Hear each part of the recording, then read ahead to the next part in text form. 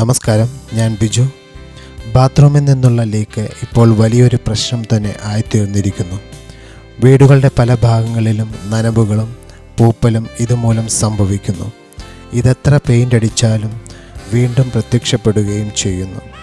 ഇതുപോലെ തന്നെ പല ഫ്ലാറ്റുകളിലും മുകൾ നിലയിലെ ബാത്റൂമിൽ നിന്നുള്ള ലീക്ക് ഡൈനിങ് ഹാളിലും ബെഡ്റൂമിലും വരെ കാണപ്പെടുകയും അവിടുത്തെ താമസം തന്നെ വളരെ ദുഷ്കരമാകുകയും ചെയ്യുന്നു. കൂടുതലായും ഇങ്ങനെയുള്ള ലീക്കുകൾ കാണപ്പെടുന്നത് ബാത്റൂമിൻ്റെ ഫ്ലോറിൽ നിന്നുമാണ്. ബാത്റൂമിൻ്റെ ഫ്ലോറിൽ വീഴുന്ന വെള്ളം ടൈലുകൾക്കിടയിലൂടെ കടന്ന് ആണ് ലീക്ക് സംഭവിക്കുന്നത്. ബാത്റൂം ടൈൽ ഇടുന്നതിന് മുമ്പ് ഒരു വിദഗ്ധ ഉപദേശത്തോടുകൂടി വാട്ടർ പ്രൂഫ് ചെയ്യാത്തതും ഒരു കാരണമാണ്.